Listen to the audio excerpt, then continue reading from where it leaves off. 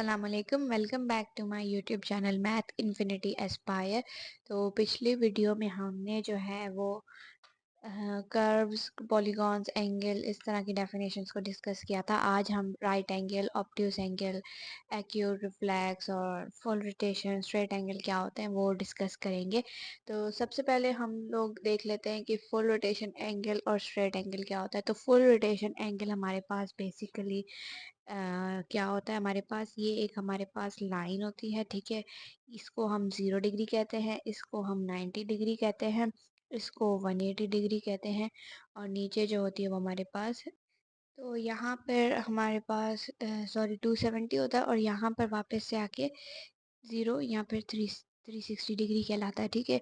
तो अब full rotation angle क्या होता है? An angle that measure exactly 360 means ये पूरा राउंड होते हुए आएगा, तो उसको क्या कहेंगे? फुल रोटेशन एंगल, ठीक है।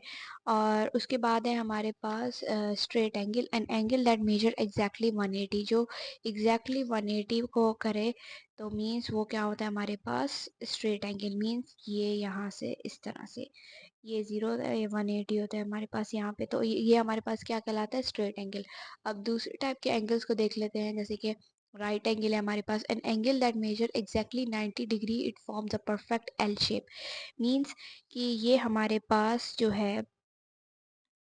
एग्जैक्टली ये हमारे पास 90 है ना, तो ये हमारे पास क्या कहलाता है? Right angle.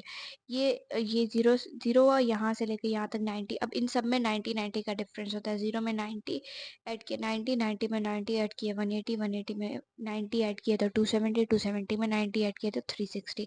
तो इस तरह से एग्जैक्टली हमारे पास कोई भी है ना 0 से 90 हमारे पास 90 एंगल होगा तो वो हमारे पास क्या कहलाएगा? Right angle. और हमारे पास कौन सा है? Obtuse angle, an angle that measures greater than 90 but less than 180। अब मीन्स 90 से बड़ा हो तो वो किस तरह से बनेगा हमारे पास? अब 90 से बड़ा है तो ऑब्वियसली इस तरफ होगा, ये 90 अगर हमारे पास ये 90 है तो ये 90 से बड़ा हो गया। और उसके बाद लेकिन कह रहा है वो हमारे पास लेस देन हो 180 से, तो 180 से ये यहाँ पर जो है हमारे पास 180 है, तो ये 180 से देखिए कम है और 90 से ग्रेटर है, तो इस तरह के एंगल को हम क्या कहते हैं? Obtuse angle. दूसरा हमारे पास है acute angle, an angle that measures greater than 0 but less than 90।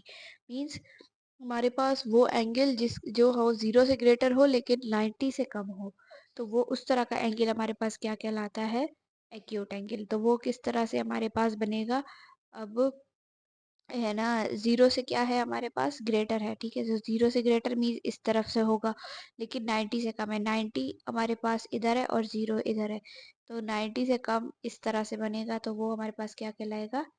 Acute angle, ठीक है। तो इस तरह के एंगल्स को हम क्या कहेंगे? Acute angle.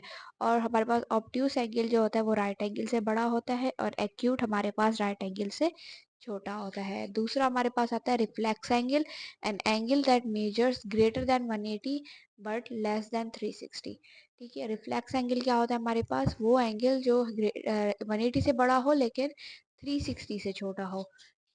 अब हमारे पास रिफ्लेक्स एंगल है, ठीक है। तो वो किस तरह से होगा? इस तरह से, ठीक है। अब यहाँ पे जो एंगल होगा वो इसका इस तरह से बनेगा। तो अब ये देखिए आप कि 180 से बड़ा है, ठीक है। ये 180 इधर होता है, 180, ठीक है। अब 180 से बड़ा है लेकिन 360 होता है इधर, तो 360 से छोटा है, तो इस तरह के एंगल को क्या कहते हैं? हम रिफ्लेक्स एंगल। तो उम्मीद है आपको समझ में आ गया होगा। बाकी ये है कि रिफ्लेक्स एंगल जो है वो बड़ा होता है हमारे पास स्ट्रेट एंगल से। स्ट्रेट एंगल हमारे पास क्या होता है? ये स्ट्रेट एंगल से ये देखिए बड़ा है ना, क्योंकि स्ट्रेट एंगल तो सिर्फ यहाँ तक है, ये स्ट्रेट एंगल से बड़ा होता है। और रिफ्लेक्स एंगल जो है वो छोटा होता है 360 फुल रोटेशन से। अब 360 वाला मैंने आपको बताया था, इससे देखे छोटा है। अब फुल 360 तो उफ, इससे देखे छोटा है। फुल 360 तो पूरा ये हुआ, ठीक है। अब ये 360 से छोटा है, तो इस तरह के एंगल को हम क्या कहेंगे? Reflex angle. तो थैंक यू। अगर आपको इसमें कोई भी चीज़ समझ में नहीं आया तो आप मुझसे पूछ लीजिएगा। तब तक के लिए अल्लाह हाफिज़।